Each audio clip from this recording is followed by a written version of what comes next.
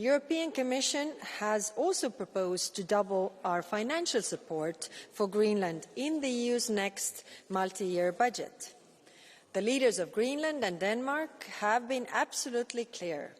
The future of Greenland is for its people alone to decide. The United States, Denmark and Greenland have been engaging in direct talks. That is what responsible allies do. They talk. But the tone of these talks matters, and threats made outside of them. Let me be abundantly clear. Tariff threats will not pressure Denmark into handing over Greenland. They only risk making both Europe and the United States poorer and undermining our shared prosperity. We have no interest in picking a fight, but we will hold our ground. Europe has a slate of tools to protect its interests. Honourable members, the Arctic is a new frontier for the geostrategic competition. As Arctic ice melts, there is a growing risk that Russia and China will keep increasing their presence across the region. For years, Russia has been investing in military facilities in the high north, and China has been expanding their polar-capable vessels. But if there are concerns about Greenland's security, NATO is well suited to address them. Over the past week, a number of European countries have sent military personnel for scoping mission to Greenland. This presence is aimed at keeping the region safe, predictable and stable. It poses threat to no one. Because the defence and protection of Greenland is a common concern for Europe and the entire NATO alliance. Honourable members, current developments are indeed unsettling, but allow me to still widen the perspective beyond Greenland to the Arctic as a whole.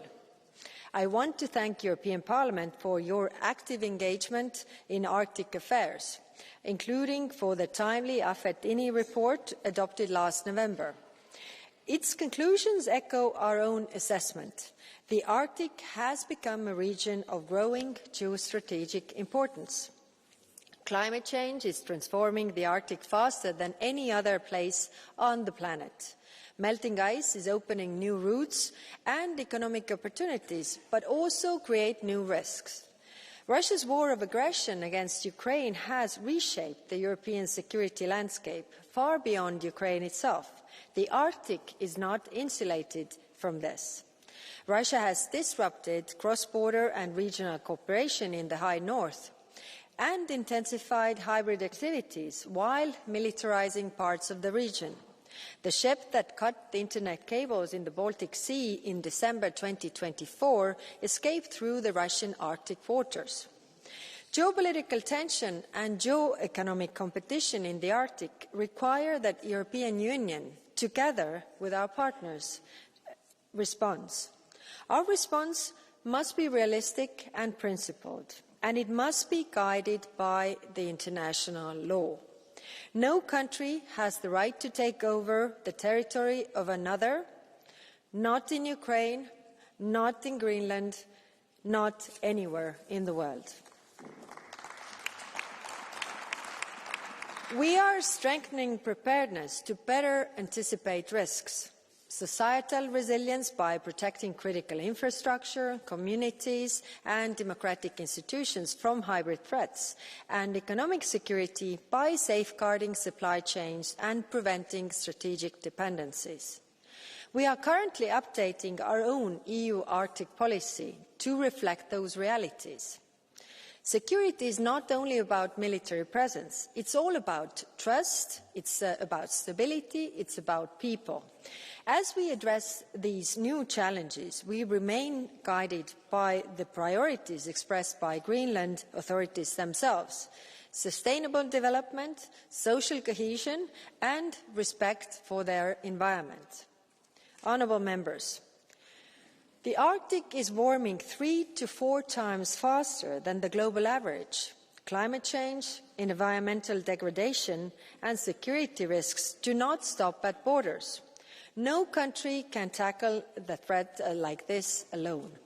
A rules-based international order and effective multilateral cooperation are essential, not optional.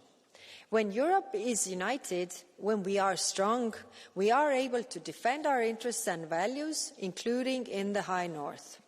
Our Arctic engagement must reflect this reality.